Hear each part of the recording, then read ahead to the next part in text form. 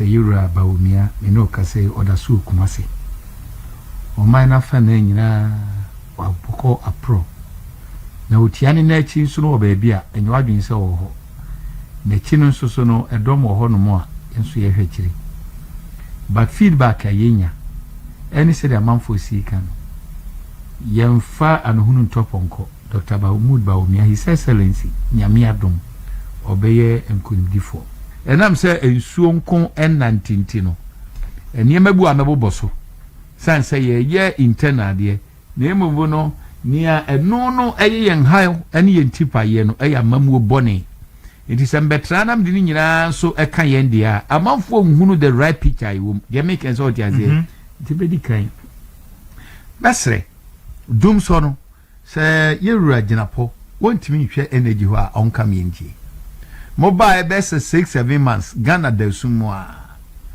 sei mo ato kane mu bo oha mu nchemu edu nkron enya de ketwa bebia e wode fa amasama ewia ne ade de minia dum so no yade a me say Sunday me da sum throughout enra the same thing happened nti yesre Ghana for enya oman a Akufo-Addo eni Bawumia eni MPP di ja Ghana nie ota kwadu anu yi na America ti ehoro ye behwe ni ye ne atoso bio so ameka anya hwe kura no Akufo-Addo edi koko akuafo si baabi a na ya homeka won to koko akuafo koko obra me ne okasai kwa bosumi be se 9 enum nie wo mo kam na ban ne nye na dwen so oka ho bibi na we no mesre se betimi adi mu pa dia eye select committee of parliament minority for no omo modna no omo nya press conference enema ni omache minimi nti baba na omo nya press conference enema ni bo ahade eye wuntum no ye beka aka wo mo sort ya se di o twa sanim se na kirachia sabre no adwofia eye safi ka wo mo ho sabre no enka ebia bodi sabre a me no kasai ebia safi akontomra ana safi bonsun kwanta ka osam wo ho and it is time you did it because kokwa akwafo bocha mama any NDC show mo no wo mo amfa nya dwuma mo ka sambatu o mu sister or the same sika mo bodi na nya de ketwa mo anya ni aka nso so mo mfa mo na mo nya dia parliament minority mo adaruma mo ya dwuma but you can do better so be proactive odi ya no eto nchen so a galamsey asem no level akodro no haden baby ti say doma central doma west and doma east na najima badum potamu sabre no ochiri galamsey minim ne aba nana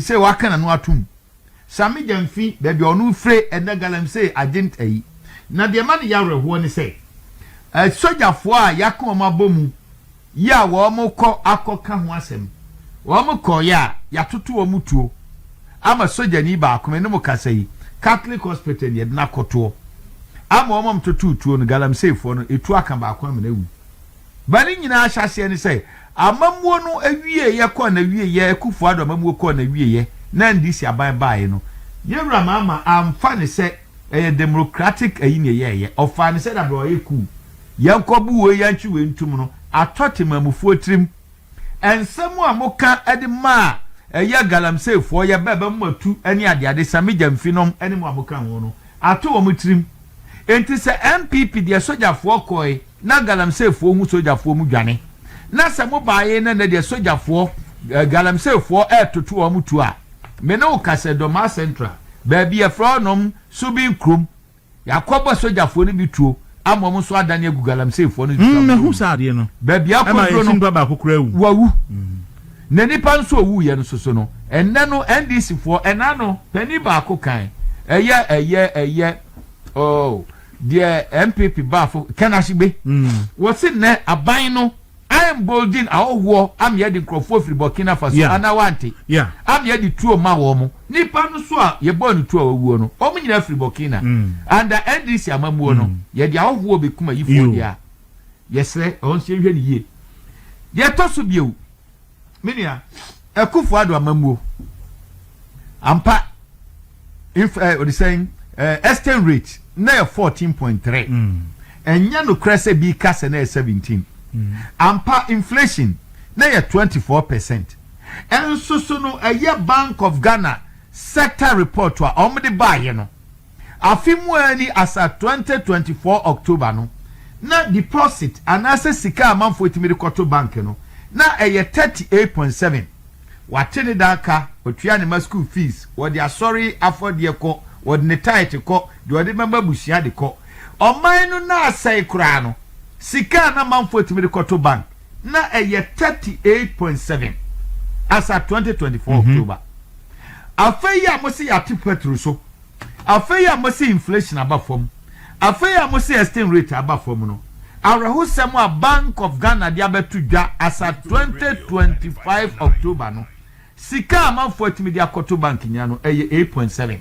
Oh really? Yes, 8.7. 8.7. Bank sector Bank of Ghana sector report. Oh, minia. Eswati from 30 so eswati by 30.7. 30%. What the mass we are the mass the me church. Hey, what for we serious from 38.7 up to 8.9. Hey.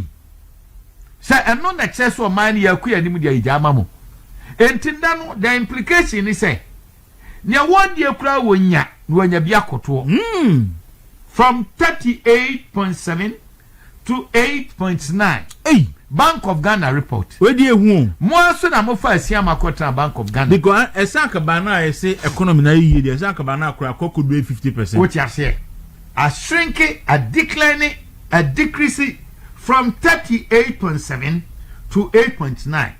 And Chiremuni say, a coup for the time no, a jadi for anything mamu for adwuma no omo ye. No omo di nya esia chire di bi koto bank. Eya na eye 38.7%. Momo ba ye yi no. Enema ho chire a akọ adwadifo asunti no. Modem anu say eye Bank of Ghana dollar ba fom. Enso dwomo niema ye to ayento no. Aho chire ni nti no ende enipa o Ghana nyina no emu 8.9% ene chimire koto. Ba bia kodro no. Eho no se yenhwe ho yie. Dia tasu bi onso a me pese me ka ho asem. Enso ba konso eni se LGBT yes yankrofo no kani nyina no wo mo ye do mo adwene akosi naka ba wana appointed naka fo enya jomama NDC aban eni ntinu misra don't let us treat it in isolation yes na na ye fall into the ploy of ankrofo ayetu amuka. Of course yenim say no wo ma creative platform you say Joy FM government WhatsApp group. Government WhatsApp group. Or they said or they saying something mun nyina ka ho. Civil society for ni become. I don't blame them because MPP we had the constituency of the elite and you neglect woman. And to me I will be the last person. But and yet too late say ba we as we need we are. One trust no be reach out to them. We had the elite. We have the academia, we have the civil society, we have almost all the interest groups. Then the Trimodinti to Omochine. Any person you be an one which is one year Guinness Adomako be phenom, any day room say, Samu fear crana be Yajumano. It may mean blame womo.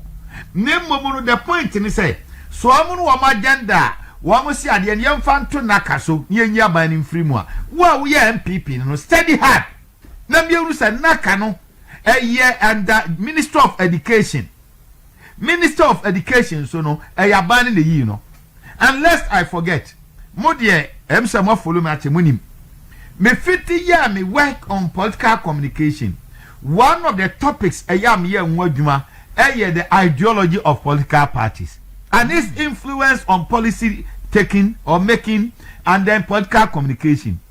And when we realize is one of the major traits of MPP, Dankwa Buzia Dombo, yeah, conservative, yeah, Republicans of America, Democrats, and yeah, one, or saying Republicans, they one. No, we are against abortion.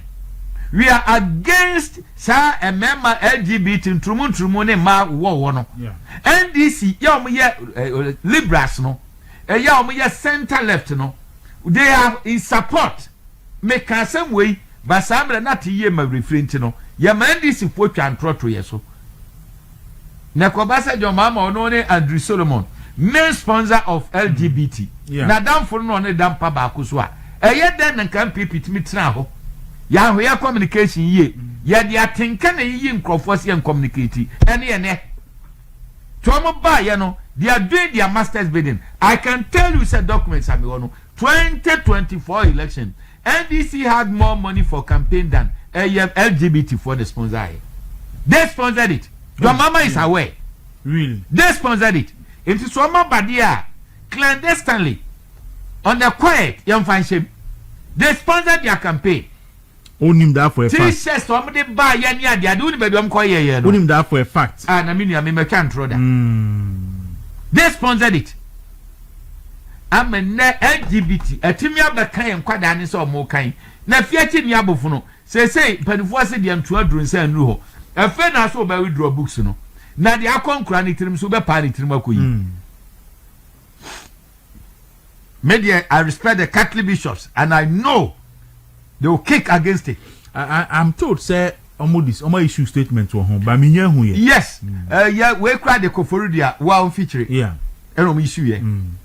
I know say many are no Muslimi for. One of the things I revere them, I respect them. Eno no. Sheikh num I was say omo babonten. Seventh-day Adventist. So we share the writings of the spirit of prophecy by E.G. White. Any young other writing, we are against it. I know sir you condemn it. Yenimsa civil society. Yeah, I'm so sorry, you know. It's not too late. It's about time your voice is also heard. Or was also heard. Munyina munkaja mo. Ye ma menom traditional rulers. Ye chiwade say ye gunsa ye apa ye mansa manfo. Ni ase be ma ne be ma nkoda. Yade ye huge yi say na MPP suba bi abamu individuals bi menko ame ya me afa. And ye collective since 2009. By now can this ya no adwo. But nano one only an information I may come yateminko. We don't do that. Baku for sans nyame ni kata. Into LGBT no enye naka for omo no wo ye hye omo sika ba ne de abro omo through the government. Eya ban do mama ni je ho NDC ni je ho. Abie ni sa no. Obi a wotie me no. Omo madra ma ye yimi aba abena wo se asare. So tia MP for Atiwa East. MP for Atiwa East. And ye me circulate so ko mpunimpu. Okay. Emo ko kan sem tia ba wo mia. So odi kana Agyapong achi a ye ne oni asem. Sa ukodi ala na chi. Yeah. Nyame adom akufo ado ba yi no na osuro mu nti odi adwuma no maamo. Etebia na bi strategy ni say yensa nkodi ba wo mia tem. Obo de be mo wo mo a. Eno so e ba wo mia asem. Na mmomu no ade a wo mu odi kana foriata e na ye bibia de. Abna wo ye minu aba. Me ubu me kwase aba nhame. Abna timi ba me fie ni wa be fa me. Na me no ko enyire shi ni akoye campaign. Abna etimi ba ni kunu pemasem. He's a lawyer. Ya Abraham office kakra. Me say no office krada. Me stand medi. No office o here. Abna timi ba me fie no wa be fa me ne ekọ. Abna second time a eye den na JB dan compass o mutu no. Me ena Reverend Ashanti Media late enemy maami antia mabuzia. I appeal to them no mko wrem. And so abna be di ni minister no. Me ka se me share the parliament after 4 or 5 years. Na so abna na bebrebe we nyina me nsred medi na onya contract bi mamia. What he told me, he said, "Oh, hunu how kumsen no. Or mo na wo ma contract na nyame." And so now me say mo yire wo ma ya be fa me tena kam e ma nyinam ene miam ya ho nyina obia nim say me na odie. Sanya we na eba enti sabna so akodi kina Agyapong achi a yesre ebi so ana so akoda ne Steven amu ase na nka mo so mo wo ho enti nsase ade ma ami antade a enti mo de ahoya ne be ye dia abna come out. But Mojibie said, even o constituency Okrano, Baumia is going to win. Because me and Rakwana may can answer more hasu. I say, or you'll be on support to Baumia. But me nyanti nenumu kasebia or kasabasabasa. Oka ese Baumia more than home modern any other adeno. Me no men me say it's alleged. Mati. Okay. Yeah, we be na no media me attribute to the fact say bia AI omra bonten because you see sometimes I am dadwene ho a me bisa me ho say how come say omo an e finance sector ho no no munim who was really in charge of the finance of our country. Any the reason why they do the state eduno, they will turn around and accuse Baumia. And now we are see who I've not say sorry. And sticker. You were there. You knew back now the sticker ko ye. Do no free say your board. I'm pabi. Yes. Onusu One pabi otuwe radio station. Your friend me there be your friend man in fact that say you ga boso for kan ho asem. What your communal co chess am say. These are the people. And intino ami anti no substantive intino. And no mo ya. And no ahu ya odie no. Ho na me hu say. Enti abena wo. Media wo bo metrimoden. Mi twansuo. Mi twabremu. Me no konkrase ya campaign severally. Wo constituency executive ya ma ayi. Women organizer wo wo mu nyina mu nim. Me ya adwuma wa nyinam. But they would me Gina Parliament catch them say away. Shall open the video who how a kumsen. And so muna uba family free me fear de me crona abna one can be that. I said when me more so that but the biako drono say anche yeni an cansem bia. And nipa be the trimodin am and nan one more sapan to my pefra. Mesra Onia Babra Bonte never counsel ye.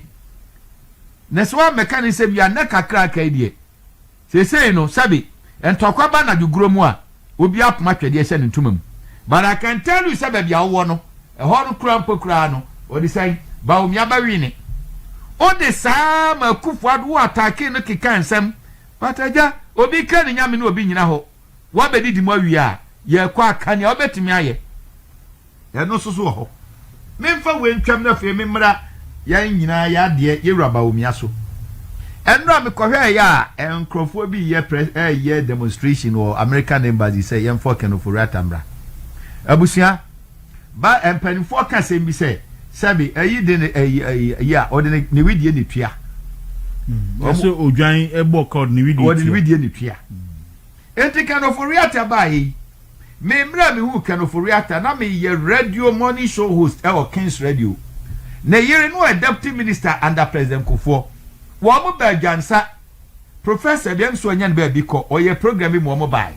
me na me host you omo me na msa akoye MC program kanufurata be pay masem enso e copy sem bedru ha sei kanufurata 10 times wa hu me da ya make us out ase enti me ni rapport wo be share eye the finance ministry mensi woda wono so ampemachiri kwan ahweda Waba ye, one data bank, and one or sans swa, woman do ba honum. Anameboa, Miti, and into second of Oriata buani per binom. No yet more de tia binom. Nam one can answer more bano, and come on, sorry, a different can of Oriata. Ya name ya. And no ya sen na ho, as a more minister Sabre NDC. Any more, Yami Panaba o miaba, Musubenya appointments no. Emre bia hwe nipa a wo bua no na so obufo nim de obedua do atira kohuhu ye kind of oriata bua binom selectively oyimu but anya chebifo nti obi ko ka chimfo asma ya na eme ya kind of oriata wonu ankasa ne maame is from Volta region it is obi ko tra na chimfo ya na eme ya atache frachim Kings Lajima ofrachim na napoku frachim Wam ya krofo anu mutrimu ye. Jamaica sa oti ase. Ntipa. Enintin wam wa kanofori atabu amono. Enka by na nka musumu nya bibi mi onu sese kensu wo na kitafo. Enne no ken asemu yi akoba ti se odwan na ntwi a ya twi no boko okoku na kiri abere. Wa nwini ankwachiri anwuru se don bi oho. Some of us we have the voice and you have the following. It is if you despite us you do so at your own peril. But the American say, Mamo ye press you know. Sabe I am democratic right. Nemum atwesrem ye no gusre so a ye ni baako no nya baako. Sadi nam tamaklu, wonum podie ye de natum One so dia na mo ka. And the court ebu an so oyewi. Enti se mo ko gina na mo ko kasa kanoforiata e ma mo demonstration na wie peye. Na me nua yaw. Yovi. Eye hosina doye yaw. Wo dia wo so nam nduro so, wonim nyame. Wo kura de oto yare ma binom. But abosom no kura mpo no. Nebukadnezar abosom. Before Daniel ni ade wo mu twahwe. Eye atobo 21st century nyanyansa. O de ho koto de onyame abon. Yenye de any Elion. The Most High God, the El Shaddai, onu ni eni no. Enti yaw abia ma okra afasie enye de bia na manipa hu ese kro mo aye ha you are a strong man mo aye ha me twa wo sunsun ne hunam no waye mmere wonam ha onu akogino na aye spokesperson de mo emre agabi wo kire da ko trimode ba ya wo mutrim ye omo da ye so a woni aboa papo se mo nkochi Kevin Taylor mra no sam na oti play mo ye mam dollars sam na kanoforiata na ye adwuma de ma o mo e de dem ko ye so nkochi Kevin Taylor ne wan Twini Jonas ana onkai e de adom gumu na yaw wa mo nua wa mo mama ne because de minim se me no ye nua pa o du nyansa sie wa nyene sa wo ma ko trem o ko chinaba o ko ba ya me ne yaw yete Land City and a radio station be afraid o me di won beba nam se ya wo be matobo utimi di wo mo bai na ya mama simo kan se ewure fie no ya na nche ne ewure fie ampa na ya na kasem ekura do ho kwaje ho udidi mu bi dia na kufu adomo ni ade ade no am nam ani ade udidi mu bi enti ya misraw fa okrasie. The Bible says even a fool when he keeps quiet is counted among the wise. China for a baby almost silence is golden and speech is silver. Now saying ya ye nwuni ade miss yes a ye rebranding. The menima ye nyam me kasa na wote me badapa ti tom le bia mom yamfia wunsie yaw nothing is too late. Now where dey what goofy big time. I thought so you be original man kre. Entin ka wie no akasa aban enti mra ye ka kanoforiata de ya mo kwagege sika e de ma mo se mo ye sa de ni nyina no menua yenim yaw I see baby okodre akotna ye VIP ye airport anso di na beje kakra na ko demonstrate come on yaw ye do atema bi kame me no adam pakro so me no ne jonkoma nom ya ye adwuma yon petrol sabufuo bi o hokra no a protect your image we love you. Ma wie ni sarminia yemra aka enna kakra bi me boana enna kakra bi ni ayeden na ye di dwumadie no ba na wie ye na de ya me nwanwa kakra pa ni se sabe wa sesi ye si ye fa radio presenters na kan ye obetimi aya ukogina onu mu a Kwame Nkrumah nya ade Kwame Sifaka nya ade na wankasa Edia na wo so watimi aye. And the politics of division. In the first place, the army then say, and then they say Sh0cks upon typical radio so. Yo. Asoma na mi bisa ho. And then they say ya buafo. Mi ami ni ya buafo. What typical radio so. Tribalism. Sh0cks upon. And your ma papa we from NDC, Cocoa Board, Eba to, Kufuor. Eba GMPC. What did him? For we are seeing ya to our for. People don't know his background. Microphone catch. Sh0cks upon. Na me me tia kufu adu nteme ne ye adwuma wa belempe. Me kra man fa leta nko. Won at all ukonya ansem nam defend wo. Na so wo fa sem ba adwuma. Because of a kufu adu nti opamo me se wontimi ne adwuma. Na so e ba ye no trimode e de keka ka ho se duabo. Sh0cks upon adu ko GMPC. Anabo osa prempe o be jai MP nyina frimu otanya modidi nani enso he stood by Akufuado na tie me nsam na ma church no me ka bia mamamfo ate wo say when politics is reduced to the exploitation of kasagu microphone just o mu ba si kakra okay when politics is reduced to the exploitation of religion, gender, ethnicity, wealth, fame, state or stature, it ceases to be a noble instrument of progress and becomes a weapon of division. Such politics breeds chaos, fuels brutality, and anchors society in regression. It is the playground of the uncouth, the ungodly, the unwise, and the visionless, far removed from the ideals of statesmanship, unity, and transformational leadership. Say ya mama nyo sembe ya ni se wofiri ha waye oba waye bema mi osika na wedi oni sika ena wedi anu wo fe we hu nyefa wose se nyanyansa wa manyosemu ed wotan ediyimu na eba ena ba bia koduro no I am an Ashanti 100%. Nyame na bo mi sa I am no better than Obi of free voter region. Severally, me say voter region is my second home. And I'm in Tanka. And I go there. I love voter region so much. And when you mean someone boy, and I'm proud to support Baumia. Nasabe and Tomimpo na me maba dache me mano, they will not be branded as tribal bigots. They will not be branded. And I'm nya santinike ko mitibidi hine. Midini Adomako befu bo midi okumase a yenim. Anything I will not sacrifice my conscience. Yen church wom 7-day Adventist so unya daje na okenka EGY about division and discrimination uyam that show it I will support ba umia amati de denyom o se enye obi bi ni obi bi di waye ye yeah and it is some of them yafunu beka dia mesre omei mumma santefo nkwanto aba ne ehwese benya enya yemma yugefo nkwanto aba na so benya enye yida eyem frafra wa na tie ba ko minim ni say a free bible mu bepim sabre enipa kase nyamedo mo ya adwuma bia dia from the minority na omukro mo so mo ya account for no mo tribal account tribe no say minority within the accounts say accounts no yes ye wo your divisions to accounts na de minim enti omo so tribe no within the accounts no minority enti what's your basis me nua ken what ya account but what you saying? Asini so minority. One migrating na they call. Yes. But a dear do so Asante. I'm asking for. Enti dear na mo kofa beto no.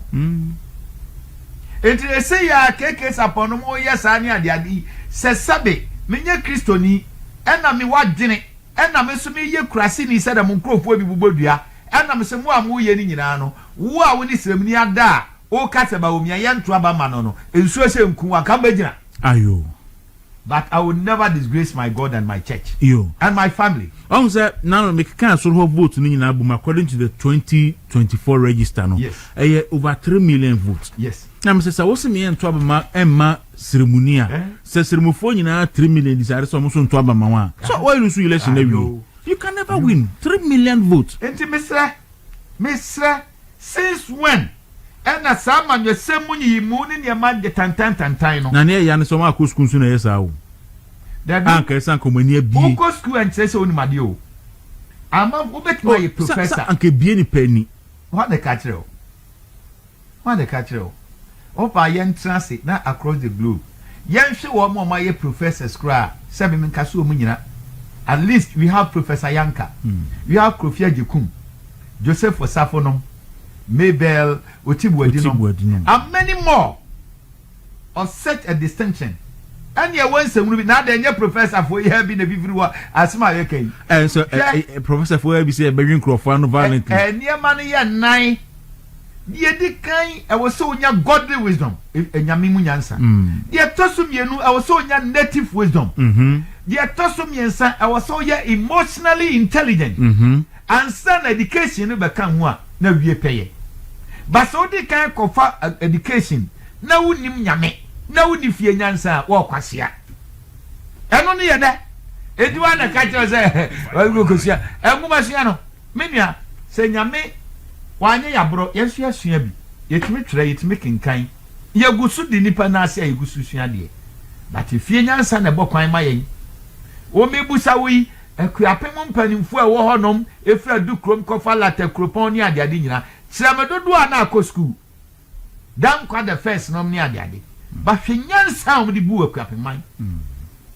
Kwachem na brasante na na sa tu akọ school ba. Ensu kwasi broni di ne ngoma sunya ba ye no. Wa mekere nsa finance minister o se motie. Ni e wa foto hene.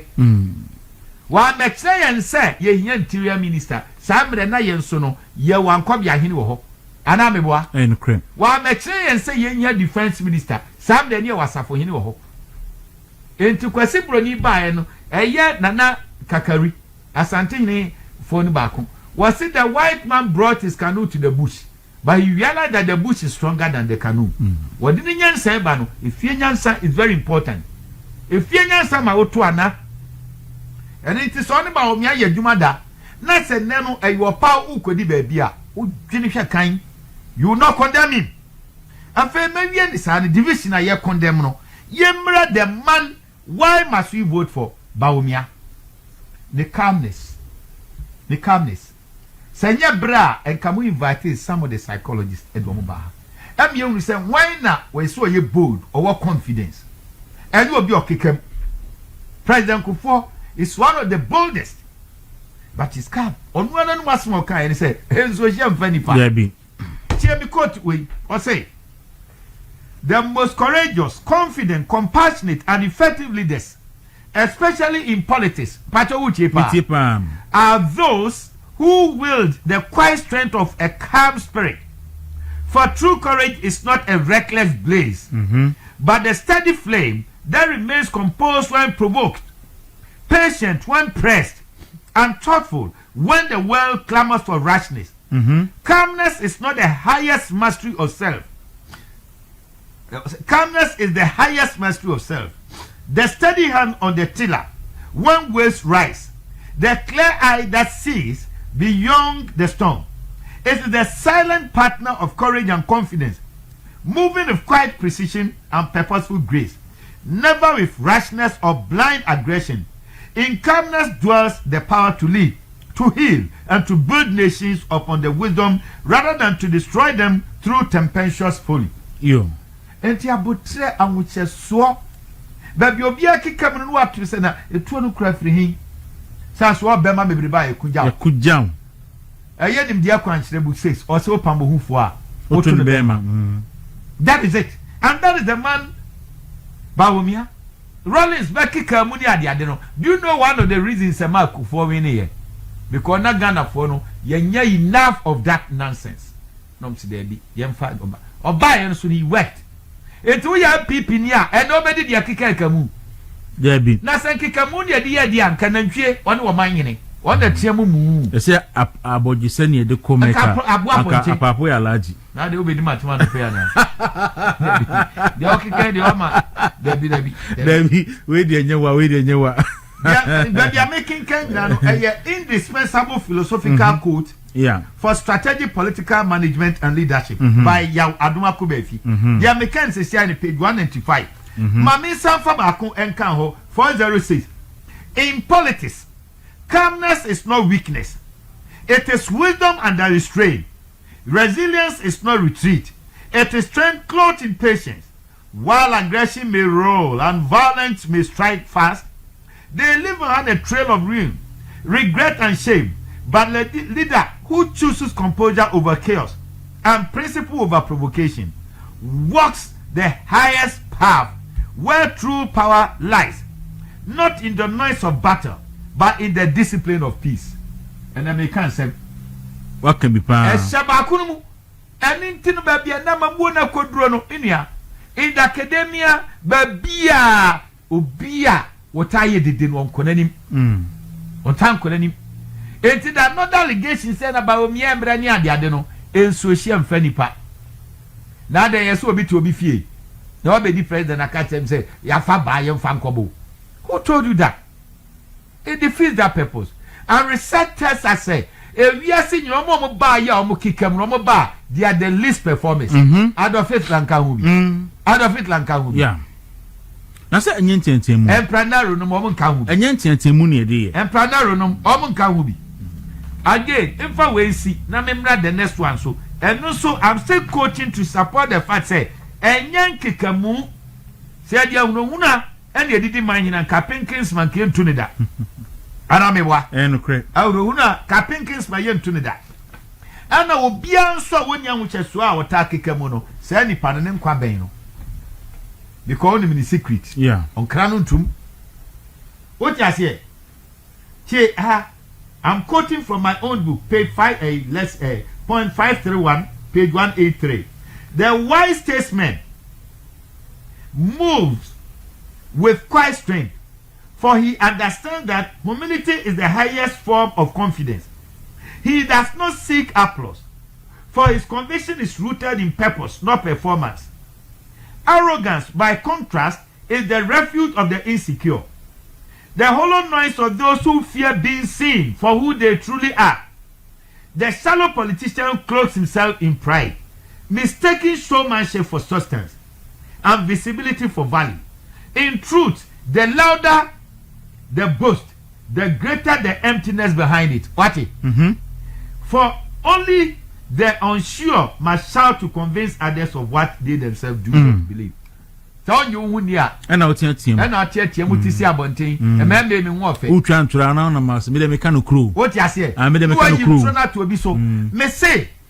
Obi on your crowd to say, Obekwa Kosha Confu no Bahumapo, and now Kumu Crass and Kosha Confu. Aha! Where dear, a tear from Fanchemi, I could ye. So what you could ye, that material, dear, what you're switching and go switching on. Na Papa be or home near Fanny Yajime. Na no Tibosom on the James and Adomako Mukaka. And I Yajime, a farm must or Quackoshan Wakonfu. Or Quine or be manka foam. What young man could boom or table free go on what we be. Ah, oh no, because I come from the answer so you're watching him while you reagime. No, I'm saying anything see them. To a book on who yajime was Misha Minchino. You're quite above why you didn't answer so. A best articulate about a bit of kicker more. Thought you say. Into one was I come for what young mobom that cocoa mandible will lose one man. And not to worry about your mom could crowd with Yajime was Misha Minchino, Mesha Mwakomfu. Nansan Abeson Wakom once and Wakom. Abusia, baby, Yamede Gana bedroni, we are see a bedrono. Mamma Yan Safo. Na yen tiana na no mana mochi.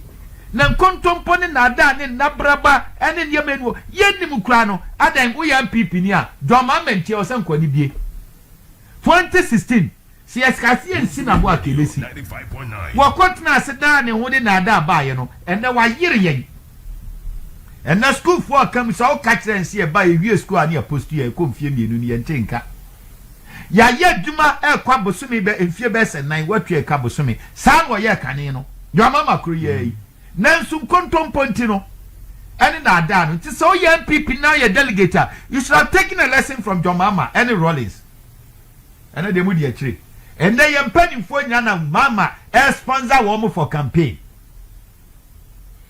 and the ban is hard and ye said ye song me nyini e o se me devil legacy ni ma wo mo ye wa busuafo ni adopo afoforo yo se hwe wo mo che dia tiaro no na menua media no atu nkyanya Baumia, we love him, we respect him because in politics, no, when I paid 402.402 and page 136 of my own book, politics at all times demands a strong and deep-rooted background in political leadership and management, skills in grassroots mobilization, compassionate, respectful, and positive relationships. Good, effective, ethical, and persuasive communication, emotional intelligence, the love for one's country, and above all, the fear of God. A person who enters politics and prides himself as one without possessing these vital traits will soon become a liability to the system, a danger to the democratic space, and a stumbling block to the national progress. And so be ya manunia. And yes, to a mini president, my foot. Now, sorry, now the atinka. And no, and it's just all your political management. A child say, a your processor, at the school of Wushia. And Tinipame Brew politics, my dear accidental politicians. You listen to the way they talk, which you say, it's an apology to the very professional, or professor. Politics is institutional, also Nyada Ginyana Kandie. I was so yam misro, nipan abutre, now kasaboko, basa. She said, John Mama will be so a good communicator. Somebody, anytime he talks, he violates the principles of ethical communication. Look at Bawumia. He's guided by sage and tact and principles. These are the people we need to manage the country. So what you say? What you say? Yes. Yes. These are the people we need them. Younger 490 for the American Yano. That be a Yamet 3 and 7 me bar. Okay, Kambia. Each one of them, Mahunuyama, was say. At Yabaku among your 40 DNA ebinum, Tisajo Mamma, chameleons. Any crofo binuma away a campaign, no. Every piano, one more casa, ye casama, a form of four, but Omia would for. Teha, to proclaim compassion for the poor and the grassroots while withholding respect, love, and sacrifice is not true. It is not virtue. But vanity dressed in political rhetoric. True compassion does not speak loudly, is too slow, gives fully, and stands faithfully when no one is watching and no votes are at stake. When leaders mouth sympathy without action. What they offer is not hope but illusion. Carefully packaged sentiments designed to harvest applause and manipulate emotions. This kind of compassion is not born of conscience but crafted for convenience, not rooted in justice but rehearsed for performance. It exploits the pain of the vulnerable as currency for political capital, turning sacred human struggles into mere props for self-promotion. Genuine love for grassroots is not proclaimed. It is proven in quiet acts of respect, consistent truth, and costly, often inconvenient sacrifice. And yes, media over the years out now, don't was my biamo. Nasabaumia, one young Raman Yosemu, and so be Raman Yosemu, one nimpo aquatafonia bubuafo de didi.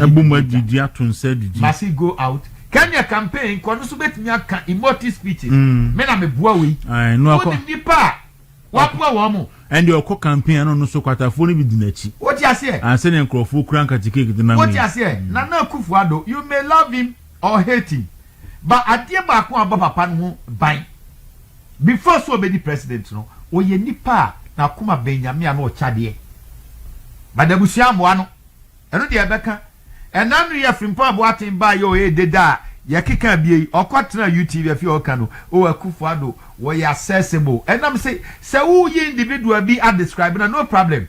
But if you saw the party when you say, party me a fake dear, or anyone can say ye.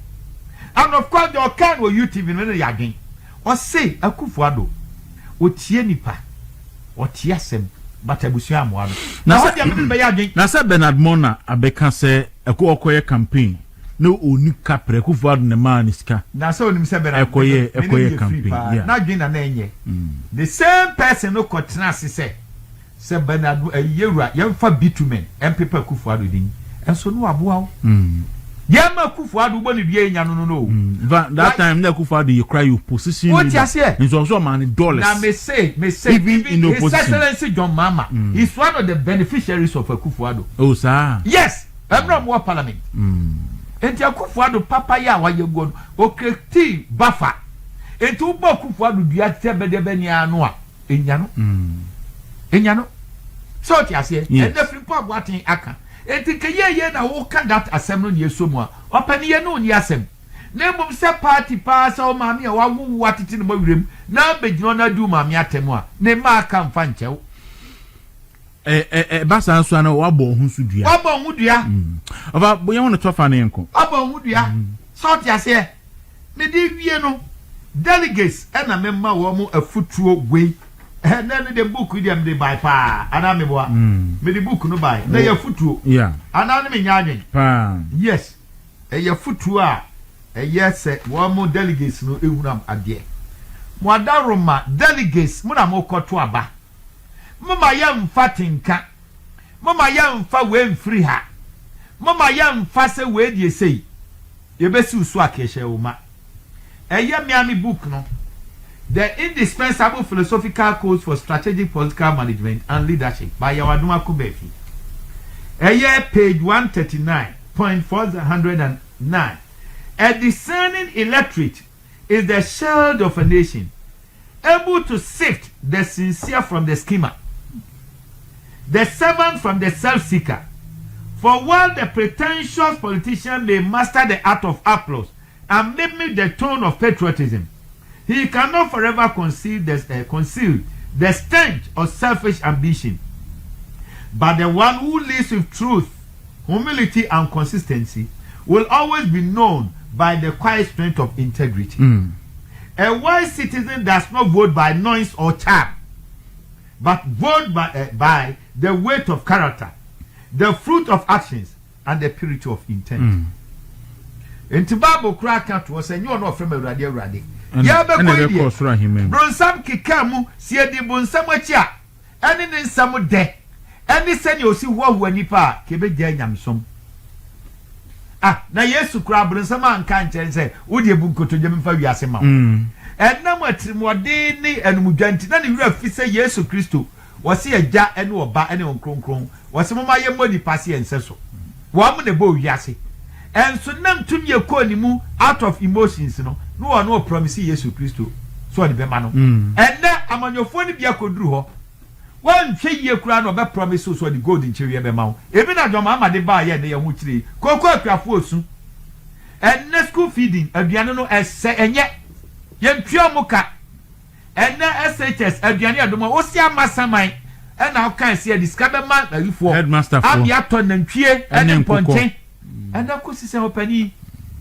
and no wrestle jam no police more or massam yanka but na masters into muchminka say edube and you master see they are enjoying the fruit of their labor because I go for be muye mo peacekeeping sikani ade akamu na ye momo eni bibia so ye nkoto aba na mokoto tie and the posifo e be ka kire say dam pare ye bonsam wante no so ho enipa enka wo betimi abaye one the IGP who never was they were two Kofi Buache and the Bekwai COP Mensa these were the IGPs who never were and ye tietia na nasem and na dam pare no apare yen I don't blame the police ba ma anya de ko immigration ko hwe tachi adwuma tachi ye no ho no ipu okọ fie no omodo no wa ba tachi trans say immigration for no wa mu afa hiame sana dam pare be ye